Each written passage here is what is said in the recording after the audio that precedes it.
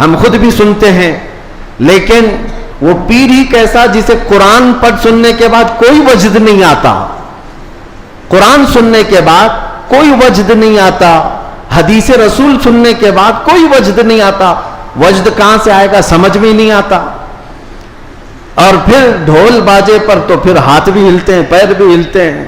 اور السلام علیکم ایوری ون، کیسے ہو آپ سب؟ ماشاءاللہ آج ایک بہت ہی پیارا بیان، جیسے کہ آپ لوگوں کو پتہ ہی ہے کہ 11ویں شریف ماشاءاللہ اسٹارٹ ہو گئی، تو 11ویں شریف کے اس موقع پر مفتی سلمان نظری صاحب کا بیان تو سننا ضروری ہے، ٹھیک ہے؟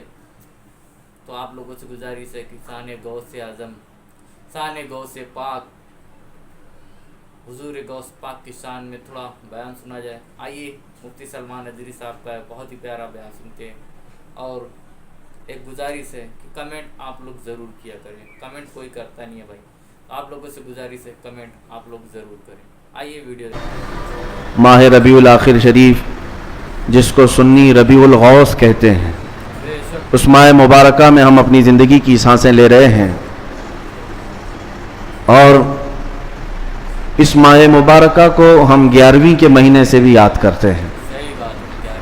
اسلامی مہینہ ہے، مہینے کا نام بہت پہلے سے ہے، لیکن اہل سنت و جماعت کے دل میں سرکار بغداد، شہنشاہ ولایت، غوث الاعظم دستگیر رضی اللہ تعالیٰ عنہ کی محبت ایسی رچی بسی ہے کہ اس پورے مہینے کو ہم غوث کے مہینے سے یاد کرتے ہیں، اور یہ اللہ والوں سے محبت کی علامت ہے۔ لوگ کسی مہینے کو کسی اور تہوار سے یاد کرتے ہوں گے، لیکن ہم اپنے مہینوں کو اللہ والوں سے نسبت دے کر یاد رکھتے ہیں۔ سرکار شہنشاہ بغداد سلطان الاولیاء عبد القادر جیلانی رضی اللہ تعالیٰ عنہ، اس عظیم شخصیت کا نام ہے جس کو اللہ تبارک و تعالیٰ نے مقام محبوبیت کے ساتھ مقام غوثیت عطا فرمایا۔ اولیاء اکرام میں یہ مقام بہت کم کو ملا ہے جو سلطان الاولیاء شہنشاہ بغداد کو ملا ہے، ورنہ اولیاء میں کوئی ایسا نہیں ہے جو ممبر پر کھڑے ہو کر کے یہ اعلان کرے کہ میرا قدم ہر ولی کی گردن پر ہے۔ اعلیٰ حضرت امام اہل سنت فاضل بریلوی فرماتے ہیں، جس کی ممبر بنی گردن اولیاء، اس قدم کی کرامت پہ لاکھوں سلام۔ جو ولی قبل ہوئے یا بعد ہوئے یا ہوں گے، سب ادب دل میں رکھتے ہیں میرے آقا تیرا۔ غوث پاک رضی اللہ تعالیٰ عنہ کو اولیاء اکرام میں ایسا ہی مقام حاصل ہے کہ جیسے سورج کو ستاروں پر مقام حاصل ہے۔ آپ کو اللہ تعالیٰ نے بچپن سے علمی شرافت کے ساتھ ساتھ خاندانی شرافت ایسی عطا فرمائی کہ آپ اپنے والد ماجد کی طرف سے حسنی سادات ہیں، اور اپنی ماں کی طرف سے حسینی سادات ہیں، یعنی امام حسن مجتبی ان کے دادا ہیں، امام حسین شہید کربلا نانا ہیں، جس کے دادا اور جس کے نانا دونوں جنتی جوانوں کے سردار ہوں، اس نسبت کا عالم کیا ہوگا۔ میرے عزیزو، گھر کے اندر سادات کے ہاں جو پرورش کا معمول ہوا کرتا تھا، اسی سے اندازہ کر لیں آپ کی ولادت 29 شعبان کو ہوئی تھی، اور چاند رات تھی، دوسرے دن کو رمضان شروع ہونے تھا، اور چاند میں اختلاف ہو گیا جیلان میں۔ یہ جیلان ایران کا ایک علاقہ ہے، اس کو گیلان بھی کہتے ہیں، جہاں آپ کی پیدائش ہوئی۔ لوگوں کے دوران شک پیدا ہوا کہ چاند ہوا کہ نہیں ہوا۔ غوث پاک رضی اللہ تعالیٰ عنہ کی ماں فاطمہ ام الخیر، جو نہایت ہی شریف خاتون ہیں سادات کی، آپ نے لوگوں سے کہا کہ رمضان ہو چکا ہے، اس لیے کہ سحری سے لے کر افطار تک میرے بچے نے دودھ کو منہ نہیں لگایا ہے۔ پورے جیلان میں یہ بات مشہور تھی کہ سادات کے گھر میں ایک ایسا بچہ پیدا ہوا ہے جو سحری سے لے کر کے افطار تک اپنے ماں کے دودھ کو تک نہیں پیتا۔ یہ ان ایام کی میں بات کر رہا ہوں کہ ابھی غوث پاک رضی اللہ تعالیٰ عنہ ایک دن کے تھے، یعنی پیدائشی طور پر۔ میں آپ کو یہ بتاؤں کہ آپ سب غوث پاک کو پیران پیر کہتے ہیں کہ نہیں؟ یعنی پیروں کا پیر ہے، اور روشن ضمیر کہتے ہیں۔ سارے سلسلے وہاں تک جا کر پہنچ جاتے ہیں تو فخر کرتے ہیں، غوث پاک سے جس کا سلسلہ ملتا ہے وہ دنیا میں فخر کرتا ہے. میں یہ کہتا ہوں کہ پیروں کا پیر پیدا ہوتے ہی روزہ رکھتا ہو، اور اگر کوئی ڈھکوسلا جھوٹا پیر یہ کہتا ہے کہ ہمارے اوپر شریعت نہیں ہے، تو بات یہ یاد رکھ لینا کہ اس کا غوثیت مآب سے کوئی تعلق ہی نہیں ہے. وہ شیطان کا مرید ہو سکتا ہے، رسول اللہ تک لے جانے والا راستہ ہرگز نہیں ہو سکتا. میرے آقا صلی اللہ علیہ وسلم تک لے جانے والا راستہ وہی ہے جو غوثیت مآب کے راستے سے ہو کر کے چلتا ہے.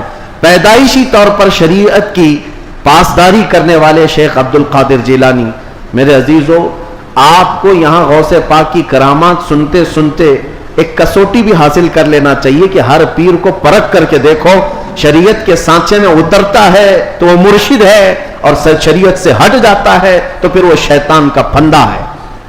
اس بات کو ہمیشہ یاد رکھیں. اگر کوئی اپنے گھر میں بیٹھ کر کے کہتا ہے کہ ہمارے لیے نماز نہیں، ہم تصور کی نماز پڑھتے ہیں، ہم تصور کی نماز پڑھتے ہیں، اور ہماری نماز تو مکہ میں ہوتی ہے، مدینے میں ہوتی ہے، تو کھانا یوں کیوں کھاتے ہیں، یہاں کیوں کھاتے ہیں؟ مریدوں کے سامنے تو سب چیزیں چلتی ہیں، اور نماز مکے میں ہوتی ہے، مدینے میں ہوتی ہے، نماز چھوڑ کر بیٹھے ہیں. ایک بات یاد رکھ لیں کہ سارا طریقت کا سلسلہ صرف قوالی سننے کا نام نہیں ہے. ہاں، اشعار حضور پاک کی محبت میں اور اللہ کی محبت میں سننا یقیناً باعث ثواب ہے، ہم خود بھی سنتے ہیں. لیکن وہ پیر ہی کیسا جسے قرآن پڑھ سننے کے بعد کوئی وجد نہیں آتا، قرآن سننے کے بعد کوئی وجد نہیں آتا، حدیث رسول سننے کے بعد کوئی وجد نہیں آتا. وجد کہاں سے آئے گا سمجھ میں نہیں آتا.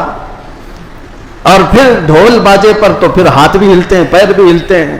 اور پھر اگر کوئی یہ سمجھے کہ یہی مرشد ہے، پیر کامل ہے، تو دھوکے میں ہے. ایسا بندہ دھوکے میں ہے. وہ غوث پاک رضی اللہ تعالیٰ عنہ جن کی کرامات بیان کرنے کے ساتھ ساتھ ہم یہ بھی بیان کرتے ہیں کہ 40 سال آپ کے ایسے گزرے ہیں کہ صرف ایک انگور کے دانے سے آپ نے سحری کی ہے، اور ایک آدھا گلاس پانی پر آپ نے افطاری کیا ہے. اتنے سال تک روزہ رکھے ہیں. ان میں کئی سال ایسے آئے ہیں کہ پوری رات بھر شیخ عبد القادر جیلانی کھڑے ہو کر کے نماز پڑھتے رہے.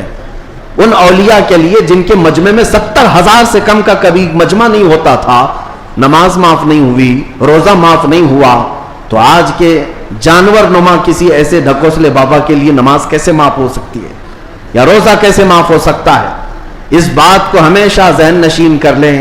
شریعت میرے مصطفیٰ کی ہے، اور نبی پاک صلی اللہ علیہ وسلم کی شریعت سب سے اوپر ہے، اس کے بعد ہی کوئی مقام مل سکتا ہے. اسی لیے اعلیٰ حضرت کی بات سنو، فرماتے ہیں بخدا خدا کا یہی ہے در. اللہ تک اگر کوئی پہنچنے کی بات کرتا ہے نا تو اسے جانچ کر کے دیکھ لو کہ حضور کے بارے میں کیا کہتا ہے. بخدا جس کا مطلب ہے قسم خدا کی، خدا کا یہی ہے در، یعنی رسول پاک کا جو دروازہ ہے یہی خدا کا دروازہ ہے. بخدا خدا کا یہی ہے در، نہیں اور کوئی مفر مقر. حضور کو چھوڑو گے تو نہ بھاگنے کی جگہ ہے نہ ٹھہرنے کی جگہ ہے، کہیں نہیں اور کوئی مفر مقر.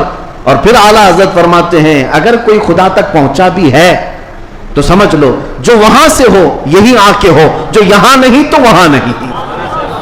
اگر وہ رسول پاک صلی اللہ علیہ وسلم کی شریعت کبریٰ تک نہیں پہنچا تو پھر سمجھ لو کہ وہ خدا تک پہنچ ہی نہیں سکتا. میرے عزیزو، غوث پاک رضی اللہ تعالیٰ عنہ کی پوری زندگی اگر میں آپ کو بتاؤں وہ عشق رسول کے سانچے میں ڈھلی ہوئی تھی. نبی پاک کی شریعت پر ایسا سختی سے عمل کرتے تھے کہ منبر پر کھڑے ہو کر کے آپ نے اعلان کیا میرا مرید اگر نماز نہیں پڑھتا تو اسے ہمارے قبرستان میں بھی دفن نہ کیا جائے. غوث پاک رضی اللہ تعالیٰ عنہ شریعت کے معاملے میں اس قدر سخت تھے. پھر میں پوچھنا چاہتا ہوں ان سے بڑا دنیا میں اور کون پیر آیا ہے؟ اگر کوئی اپنے مریدوں کو نماز معاف کرا دیتا ہو، روزے معاف کرا دیتا ہو، تو یاد رکھ لینا وہ شیطان کا پھندا ہے جو تمہیں نبی کریم صلی اللہ علیہ وسلم کی شریعت سے دور لے کر جاتا ہے. سب سے پہلی چیز ہے میرے مصطفیٰ کی شریعت. حضور پاک کے طریقے پر اگر کوئی چلا ہے تو اسے ولایت بھی ملتی ہے. اللہ کا ولی حضور کی شریعت پر گامزن ہو کر کے ہی چلتا ہے. کچھ مجذوب اولیاء ایسے ہیں جن کی عقل فنا ہو جاتی ہے تب ان کے اوپر سے شریعت کا قلم اٹھا لیا جاتا ہے، وہ مستثنا ہیں، وہ الگ ہیں. لیکن جتنے اولیاء آئے سب کا رسول پاک صلی اللہ علیہ وسلم کے دربار میں ایسا وسیلہ ہے، ان کی ایسی پہنچ ہے کہ اس کے بعد ہی انہیں ولایت کی منزل ملتی ہے. میں ایک بات بتاتا ہوں آپ کو, غوث پاک رضی اللہ تعالیٰ عنہ کے مقام کے متعلق. محبوب الہی کا نام سنا ہوگا, دلی کے شہنشاہ. 2 اولیاء کو محبوب کا نام دیا گیا ہے. محبوب, ایک غوث پاک کو محبوب سبحانی اور حضرت نظام الدین اولیاء کو محبوب الہی. محبوب اسے کہتے ہیں جس سے اللہ محبت کرتا ہو.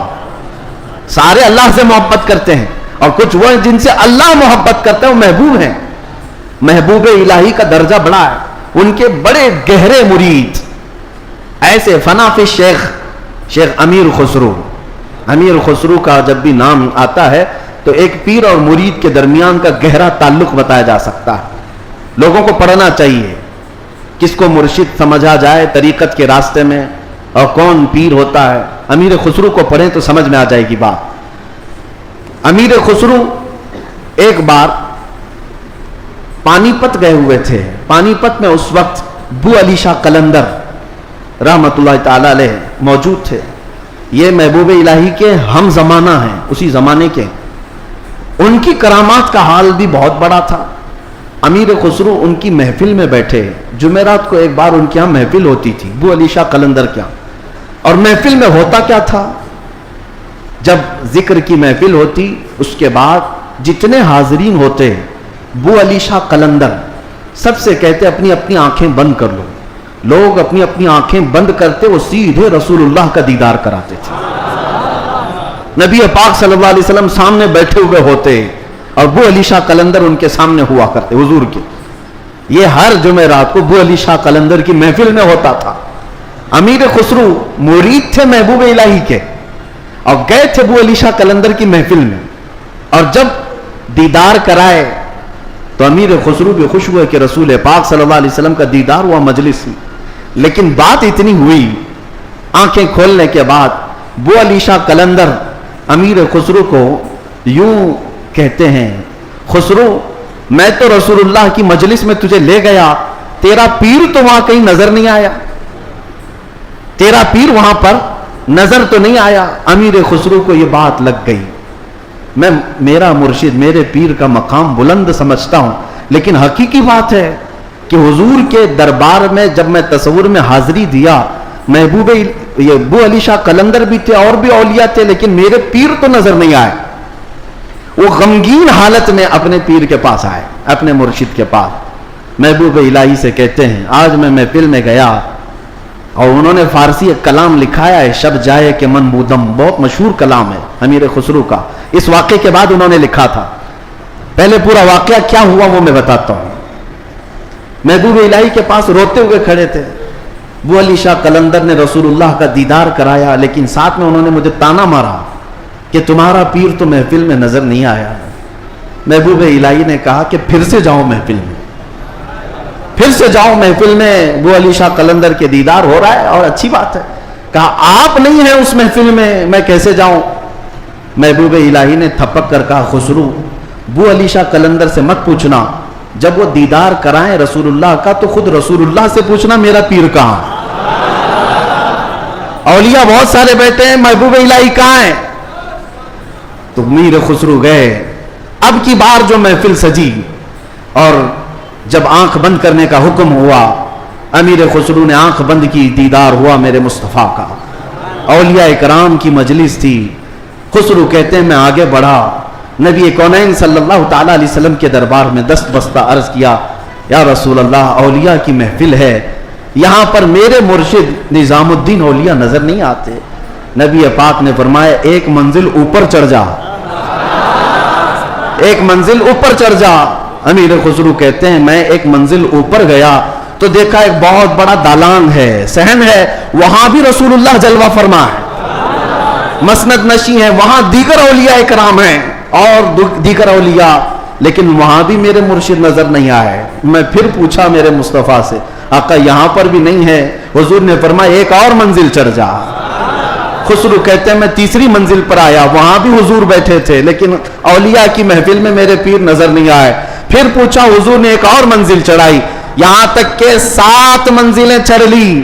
امیر خسرو کہتے ہیں اب اوپر جیسے جیسے جاتا تھا مجمع کم ہوتا جاتا تھا, تھوڑے تھوڑے سے رہ جاتے تھے. چھٹی منزل پر آیا, جب بھی میں اپنے مرشد کو نہیں پایا, پریشان ہو کر پوچھا تو کہا ایک اور منزل چڑھ جا. اوپر گیا تو وہاں مصطفیٰ کریم صلی اللہ علیہ وسلم مسند نشین ہیں. مسند نشین ہیں, بس 3 لوگ بیٹھے ہوئے ہیں, دائیں ایک بزرگ ہیں, بائیں ایک بزرگ ہیں, اور بالکل سامنے محبوب الہی بیٹھے ہوئے ہیں. امیر خسرو کہتے جیسے ہی مجھے اپنے پیر کا چہرہ نظر آیا میں نے آنکھیں کھول دی, رقص کنا ہو گئے. جو فنا فی شیخ تھے, پھر انہوں نے کلام لکھا, شب جائے کہ من بودم, وہ رات کیسی تھی جس میں میں تھا اور خود رسول اللہ مجلس کے امیر تھے, مجلس کے شمع میرے مصطفیٰ تھے. گنگناتے ہوئے اپنے مرشد کے پاس آئے. اب جو بات مجھے کہنا تھا, جس کے لیے میں نے یہ واقعہ چھیڑا, سنیے آپ. میں نے یہ واقعہ محبوب الہی کا کیوں بتایا. آئے محبوب الہی کے پاس, خوش تھے, وجد کنا تھے. محبوب الہی نے پوچھا خسرو دیکھ آئے اپنے مرشد کو؟ کہا ہاں, میرا مقصد, میری مراد پوری ہو گئی. اس کے بعد محبوب الہی نے کہا کیا کسی اور کو وہاں نہیں دیکھا؟ امیر خسرو نے کہا میری توجہ ہی نہیں گئی, میں نے مرشد کو دیکھا تو پھر خیال نہ رہا. محبوب الہی سے پوچھنے لگے حضور اس منزل میں جو رسول اللہ کے دائیں اور بائیں تھے وہ کون تھے؟ تب محبوب الہی نظام الدین اولیاء نے کہا ان کے بائیں جانب خواجہ غریب نواز تھے اور بائیں جانب پیران پیر غوث اعظم بغدادی موجود تھے. سیدنا شیخ عبد القادر جیلانی کا وہ مقام ہے کہاں؟ رسول اللہ کے دربار میں. جہاں اولیاء اکرام کی منزلیں ختم ہوتی ہیں وہاں غوثیت میں آپ کا مقام ہے. میرے آقا صلی اللہ علیہ وسلم کے دربار کا قرب ہی انہیں غوثیت کے مقام پر لے گیا ہے.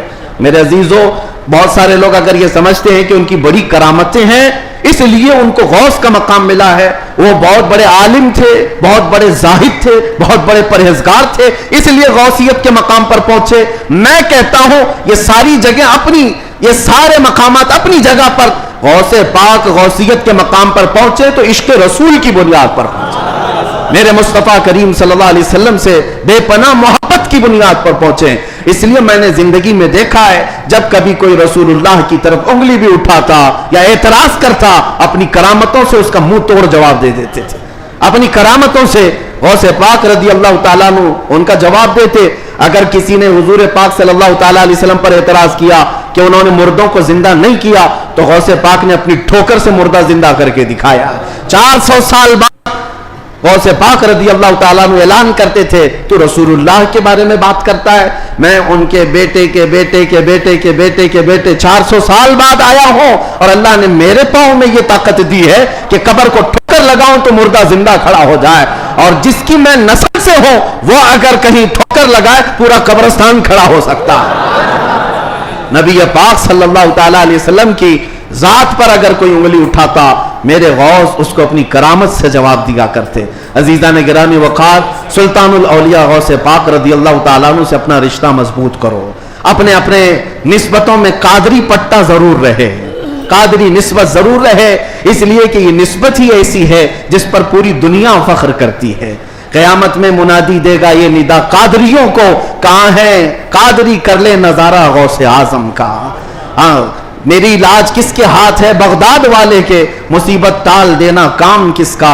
غوث اعظم کا. اس لیے میرے عزیزو, ہم نے غوث پاک رضی اللہ تعالیٰ عنہ کی زندگی پاک میں دیکھا ہے اللہ تعالیٰ نے ان کو تصرف دیا تھا, وہ طاقت عطا کی تھی کہ وہ اللہ کریم کی بارگاہ میں ایسی مقبولیت کے مقام پر تھے کہ خلاف عادت کام ان سے صادر ہوئے.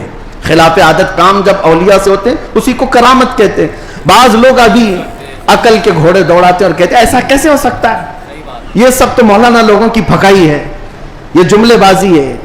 ان کو قرآن پاک سے اگر تعلق ہو تو میں بتاؤں. اب میں ایک بات آپ سے بتاتا ہوں, غوث پاک کی ایک کرامت جس پر ابھی میں چند دن پہلے سن رہا تھا. کوئی بیچارہ جس کی عقل پر فالج کا اثر ہوا ہے, یہ وہ لوگ ہیں جن کو میرے مصطفیٰ کریم صلی اللہ تعالیٰ علیہ وسلم سے بغض ہے, عداوت ہے, اور دوسرے راستے پر چل پڑے اور اولیاء اکرام کو چن چن کر کے نشانہ بناتے ہیں. جن کا تعلق نجد سے ہے, وہابیت سے ہے, سلفیت نام رکھتے ہیں. بہرحال, لیکن سوال کرنے والے نے ایک سوال کیا, ارے مولانا آپ سناتے ہیں کہ غوث پاک تو 12 سال کی ڈوبی ہوئی کشتی کو باہر لے آئے, یہ تو خدا کے بھی کام نہیں ہے, اللہ کے بھی کام نہیں, اس سے بڑھ کر کے آپ نے غوث پاک کو بتا دیا. میرے عزیزوں, میں آپ کو بتاتا ہوں بات ہوئی کیا تھی.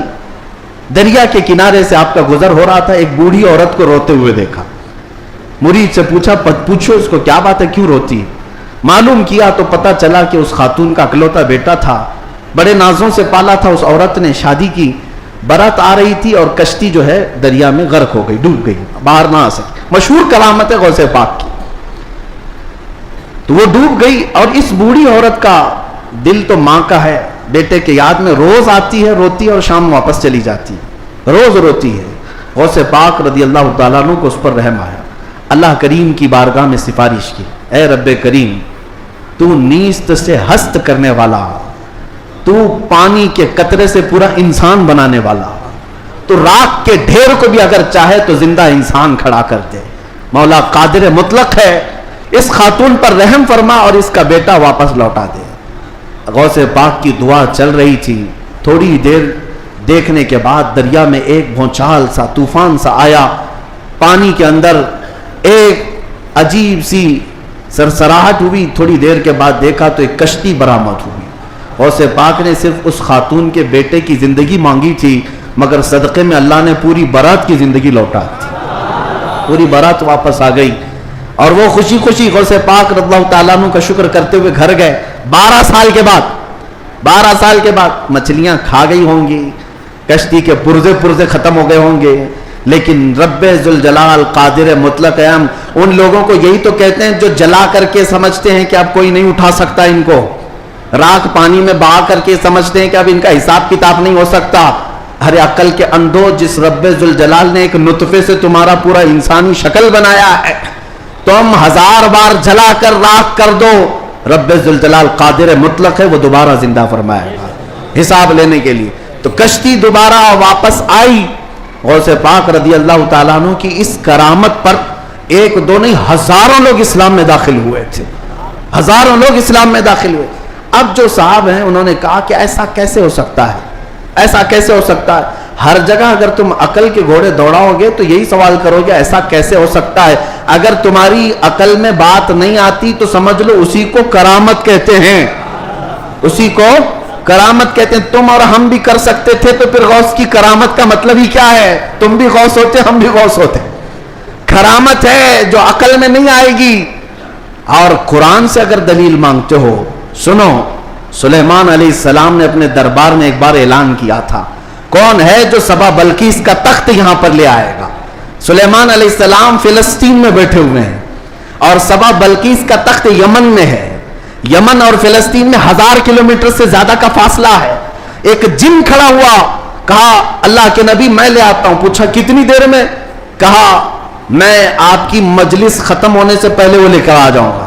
جنات کی طاقت پر یقین رکھنے والے, جنات کو حاصل کرنے کے لیے عملیات کرنے والے, سنو قرآن کیا کہتا ہے. سلیمان علیہ السلام نے کہا بہت دیر ہو جائے گی, مجلس ختم ہونے تک تم لاؤ گے, مجلس ختم ہونے تک. پھر اللہ کے ایک ولی جو سلیمان علیہ السلام کے امتی تھے, آصف بن برخیہ, کھڑے ہوتے ہیں, کہتے ہیں اے اللہ کے نبی میں لے آؤں گا. پوچھا کتنی دیر میں؟ کہا آپ کی پلک جھپکنے سے پہلے لاؤں گا. آپ کی, یہ قرآن کے الفاظ ہیں, قرآن کے, قال الذي عنده علم من الكتاب انا آتيك به قبل ان يرتد اليك طرفك, اس سے پہلے کہ آپ کی آنکھ کی پلک جھپکے اے اللہ کے نبی میں وہ تخت لے آؤں گا. تخت کوئی 4 فٹ کا 5 فٹ کا نہیں, 80 گز لمبا ہے اور اتنا ہی چوڑا ہے, اتنا ہی وزنی ہے, اور 7 دروازوں کے اندر بند کر کے رکھا ہوا ہے. سونے چاندی جواہرات سے جڑا ہوا تخت ہے. اور ایک انسان کہتا ہے, انسان, جنات کی بات نہیں کر رہا, جنات کی بات آئے گی تو آپ سمجھیں گے ان کو بڑی طاقت ہوتی ہے. انسان کی بات کر رہا ہوں. انسان نے کہا سلیمان علیہ السلام کے امتی میں پلک جھپکنے سے پہلے لاؤں گا. یہ صرف اور صرف بات نہیں تھی, حضرت سلیمان علیہ السلام ابھی پلک کر ادھر دیکھ رہے تھے, وہ تخت حاضر کر چکے تھے, تخت حاضر کر چکے تھے. اب میں آپ کو یہ بتانا چاہتا ہوں, وہ سلیمان علیہ السلام خود اللہ کے نبی تھے, خود اللہ کے نبی. ارے وہ چاہتے تو خود ہی تخت کو طلب کر لیتے. اس قرآن کے واقعے کا مطلب مجھے یہ سمجھ میں آتا ہے, اللہ کے نبی نے دنیا کو یہ بتانا چاہتا, جو نبی کے قدموں میں بیٹھتا اس کی طاقت کا یہ ہے. نبی کی طاقت تو بہت دور, اور یہ بھی بنی اسرائیل کے نبی, بنی اسرائیل کے نبی سلیمان علیہ السلام, ان کے امتی کی طاقت کا लिए है तो फिर सैयदुल अंबिया मुहम्मद रसूल अल्लाह, उनकी उम्मत के आम औलिया की बात नहीं कर रहा हूं। शेख अब्दुल कादिर जिलानी जिनका वली की गर्दन पर है, वो 12 साल की कश्ती वापस ले आए तो ताज्जुब की बात नहीं, बल्कि हम समझते हैं कुरान इस करामत को बिल्कुल ऐनी तौर पर बयान कर रहा है। अजीजान गिरामी, मैं दुनिया की या दुनिया के नक्शे कदम पर चलने वाले, हर चीज को थ्योरी और प्रैक्टिकल पर आजमाने वाले और साइंस की दुनिया में चलने वाले, उनको कहता हूं आइंस्टाइन ने कहा है। आइंस्टाइन का नाम तो बहुत लोगों को अच्छी तरह से याद होगा, उसकी तस्वीर भी पढ़ते होंगे। अल्हम्दुलिल्लाह हम गौसे पाक की तस्वीर पढ़ते हैं। अब उसी आइंस्टाइन की बात कर रहा हूं जिसने ये कहा है कि मैंने कायनात को देखने की कोशिश की, सुनो, कायनात को देखने की कोशिश की और चांद तक और सूरज तक और बहुत सारे मकामात तक देखने की रसाई हासिल कर लिया। और उसने कहा कायनात का जो किनारा, एक किनारा मैंने देखा, उसके लिए वो कहता है 2 करोड़ नूरी साल लग जाएंगे। 2 करोड़ नूरी साल। नूरी साल किसको कहते हैं पता है? ये जो साल हमारे चल रहे हैं, ये साल सुबह होती है 6 बजे सुबह हुई, शाम में 6 बजे सूरज डूबा, आराम से दिन चल रहे हैं। नूरी साल इसको नहीं कहते।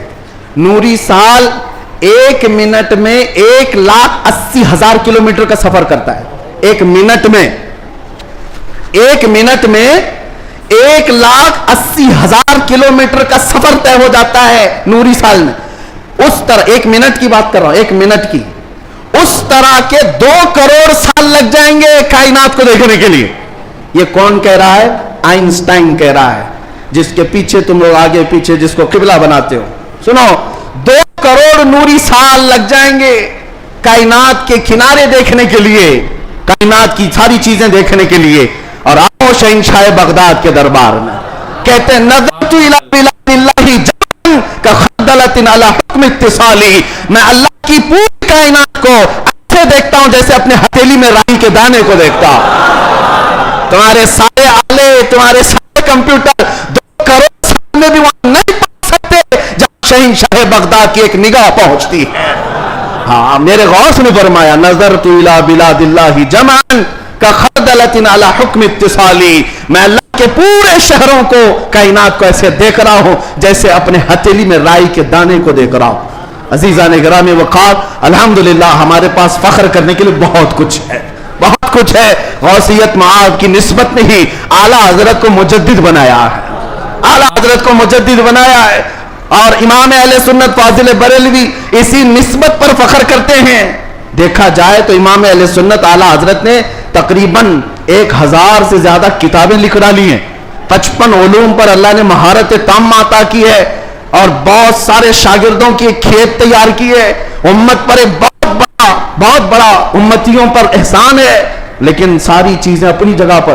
कुरान का तर्जुमा किया है, फतावा रज़विया शरीफ है, बारगाह मुस्तफ़ा में हदायत बख्शिश है, बहुत सारे काम हैं। लेकिन जब रसूलुल्लाह के दरबार में हाजिर होते हैं, आला हजरत ये नहीं कहते या रसूलल्लाह मैं फतावा रज़विया लेके आया हूं, मैं कंजुल ईमान लेकर के आया हूं, मैं हदायत बख्शिश लेके आया हूं, बल्कि आला हजरत ये कहते हैं तेरी सरकार में लाता है रजा उसको शफी जो मेरा गौस है और लाडला बेटा तेरा। निस्बत के लिए भी बारगाह मुस्तफ़ा में आला हजरत ने अगर किसी बात पर फख्र किया है तो गौसियत की निस्बत पर फख्र किया है। या रसूल अल्लाह तेरी सरकार में लाता है रजा उसको शफी जो मेरा गौस है और लाडला बेटा तेरा। यकीनन मेरे अजीजों करामात सुनाने का वक्त जुमा के छोटे वक्त में नहीं होता, वरना मैं बहुत सारी चीजें सुनाता। अल्हम्दुलिल्लाह गौसियत मआब शहंशाह बगदाद पीर पीरा मीर मीरा, जिसकी निस्बत अल्हम्दुलिल्लाह छोटों को बड़ा बना देती है और अदना को आला बनाती है। अल्हम्दुलिल्लाह अभी अभी हाजिरी से मैं आया और हाजिरी के बाद दिल में यह एहसास होता है। एक बुजुर्ग वहां पर मुलाकात जिनसे हुई, वो अरबी और अलवी सादात में से हैं, उम्र काफी हो चुकी। उन्होंने मुझे मिल करके हाथ पकड़ करके कहा आओ मैं तुम्हारी हाजिरी कराता हूँ। गौसे पाक रज़ी अल्लाह तआला अन्हु के दरबार में तकरीबन 55 साल से, और बड़ी उनकी यानी बड़े मामलात हैं। बहरहाल मैं मुख्तसर ही अर्ज करता हूँ किस लिए मैं बात कह रहा हूँ। उन्होंने कहा गौसे पाक रज़ी अल्लाह तआला अन्हु हर हाजिर होने वाले को कुछ न कुछ देकर भेजते हैं और अल्लाह करीम तुम्हारे मुस्तकबिल में बहुत कुछ तुझे अता करे। दुआ किया। हमने कहा کہ یہاں کی اتنے بڑے دربار میں بڑے بڑے حاضر ہوتے, میری کیا حیثیت ہے, مجھے یہاں پر کیا, میری کیا حیثیت ہے, کیا مقام ہے. ایک جملہ انہوں نے کہا جس سے سینہ چوڑا ہو گیا. کہا یہاں پر سب اچھے نہیں آتے, بلکہ غوث پاک تو چوروں کو بھی کتب بناتے ہیں. برا ہو تو کیا ہوا, نسبت بھلی ہے یا غوث, تجھ سے در در سے سگ اور سگ سے ہے مجھ کو نسبت, میری گردن میں بھی ہے دور کا ڈورا تیرا.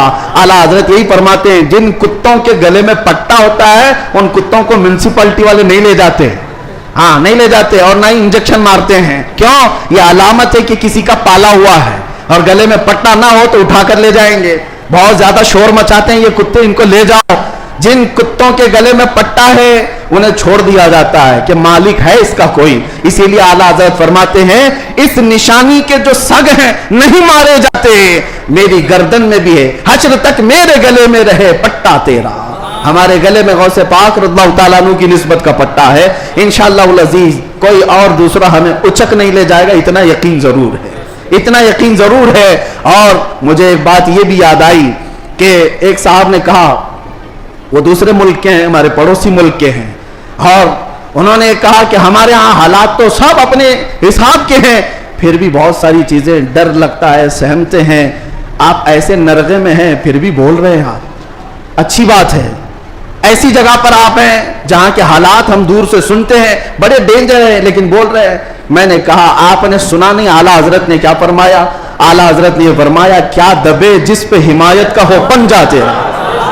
ایسا آدمی کیوں ڈرے گا, ایسا آدمی کیوں ڈرے گا جس پر پنجہ غوث پاک کا ہوگا.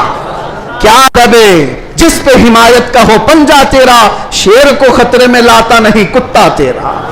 ہاں غوث پاک کا جو کتا ہے وہ شیر کو بھی پرواہ نہیں کرتا. الحمدللہ ہم غوث پاک کے دربار کے کتے ہونے پر فخر کرتے ہیں. ہاں ہمیں اس بات پر کوئی وہ نہیں ہے, الحمدللہ ہماری نسبت ہے دربار غوث سے, اور وہ اس لیے بھی کہ ایک دو نہیں. میں آپ کو بتاؤں اہل حدیث جماعت وہابی جماعت کے سب سے بڑے عالم جس کی پیروی میں یہ لوگ پوری آسمان زمین سے زمین آسمان سے ملاتے, شیخ ابن تیمیہ. شیخ ابن تیمیہ نے اپنی کتاب میں لکھا ہے, اہل حدیث جماعت کے سب سے بڑے امام کہتے ہیں کہ میں نے اپنی زندگی میں اتنی کرامات کسی کی نہیں دیکھی جتنی شیخ عبد القادر جیلانی کی. ارے تمہارے گھر سے بھی بات آ رہی ہے میرے غوث کی, ہر گھر سے بات آ رہی ہے. کیوں؟ اس لیے کہ سورج نکلتا ہے تو سب کو پتا چلی جاتا ہے, سب کو پتا چلتا ہے. اچھے خاصے لوگ بھی بول پڑتے ہیں کہ دن ہو چکا ہے, دن ہو چکا ہے. سورج سے دشمنی ہے تو ٹھیک ہے, لیکن بولنا تو پڑے گا کہ دن نکلا ہوا ہے, دن نکلا ہوا ہے. غوث پاک کی کرامات ایسی ہیں جیسے سورج نکلا ہوا ہے. میرے عزیزوں, ایک صاحب ہے, اب ہماری محبت کس بات سے ہونی چاہیے؟ غوث پاک رضی اللہ تعالیٰ عنہ ہماری محبت اس لیے بھی ہے, کئی اولیاء اکرام نے یہ باتیں لکھی بھی ہیں. فرماتے ہیں ان کے غوث پاک رضی اللہ تعالیٰ عنہ کے ایک مرید بھی ہیں, وہ تقریباً 14 اونٹوں پر شکر کے تھیلے لے کر کے سفر کر رہے تھے, سامان تجارت لے کر جا رہے تھے. رات کو ایک جنگل میں انہوں نے پڑاؤ کیا اور رات وہاں گزاری. تو جیسی رات گزاری, خطرناک جنگل تھا, ان کے 4 اونٹ سامان سمیت غائب ہو گئے, اور بھاری ان کا نقصان تھا, بڑا سامان تھا اس میں.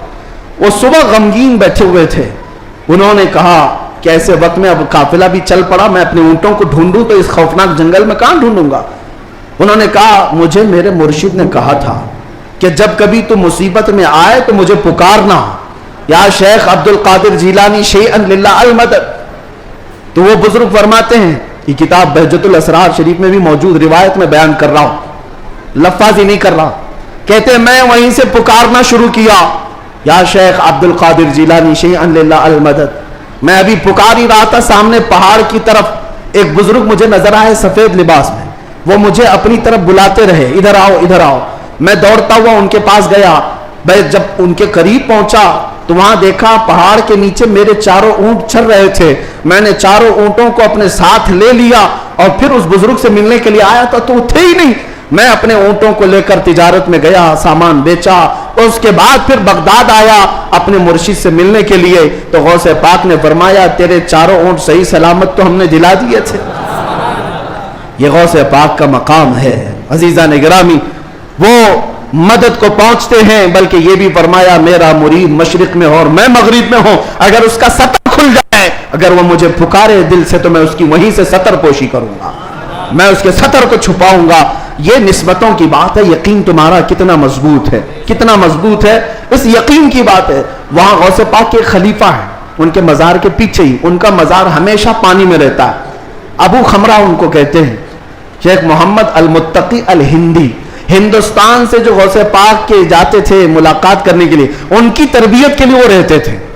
उनकी एक रिवायत है, हिंद से कुछ लोग गए थे गौसे पाक से मिलने, मिल करके वो वापस आ रहे थे कश्ती में आ रहे थे, तो समंदर में कश्ती बीच समंदर में पहुंची तो कश्ती फट गई, पानी अंदर आने लगा और डूबने के करीब आ गई। ये चीखने लगे, पुकारने लगे, और उसी वक्त वो सारे मुरीद कहते, हिंद से जो गए हुए थे, कहते हैं अचानक हमारी कश्ती में एक काले रंग की चादर ओढ़े हुए बुजुर्ग आए, उनके हाथ में एक बड़ी सी सुई थी, धागा था, वो जल्दी जल्दी हमारी कश्ती को जहां जहां से फटी थी सीलने लगे, और सिल करके पानी पूरा बाहर किया। हम तो डरे हुए थे, डूबने के इंतजार में बैठे हुए थे। कश्ती फिर अपने मकाम पर सही सलामत चलने लगी। हम अल्लाह का शुक्र अदा करते हैं। अचानक वो बुजुर्ग जो आए थे, हमने पूछा कि आप हमारे साथ सफर में हैं या कौन है? उन्होंने चादर हटाई तो सैयदना शेख अब्दुल कादिर जिलानी थे। फरमाया तुम मेरे मुरीद हो, मुझे पुकारा, अल्लाह ताला ने मुझे भेजा, मैं तुम्हारी मदद के लिए आया। अजीजा निगरानी, एक दो नहीं, बहुत सारी करामात किताबों में रिवायतन लिखी हुई है, और एक दो नहीं, कई तवातुर के साथ ये रिवायतें मौजूद हैं। इसलिए बारगाह गौसियत माब में हम इतना ही कहते हैं जो आला हजरत ने कहा था, ऐ गौस सर भला क्या कोई जाने के है कैसा तेरा, औलिया मलते हैं आंखें वह है तलवा तेरा, सारे अकताब जहां करते हैं काबे का तवाफ, काबा करता है तवाफे दरे वाला तेरा, क्या मर्तबा ऐ गौस है बाला तेरा, ऊंचे ऊंचों के सरों से कदम आला तेरा। अल्लाह करीम इसी निस्बत पर जिंदा रखे और इसी निस्बत पर हमारा खात्मा अता फरमाए। इसीलिए मैं वही दुआ करता हूं जो जमील कादरी रज़वी ने किया था, आला हजरत के मुरीद, सच्चे मुरीद। उन्होंने कहा था, अजीजों कर चुको तैयार जब मेरे जनाजे को, अजीजों कर चुको तैयार जब मेरे जनाजे को, कफन पर लिख देना नाम वाला गौसे आजम का। वाखिर दावाना अल्हम्दुलिल्लाहि रब्बिल आलमीन। माशाअल्लाह, आप लोगों ने सुना। बस आप लोगों से बस यही गुजारिश रहती, कमेंट करो कैसे लगा वीडियो, कमेंट ज़रूर करें, मुफ्ती साहब के लिए दुआ करें। मिलते हैं अगले वीडियो में, तब तक के लिए अल्लाह हाफिज़।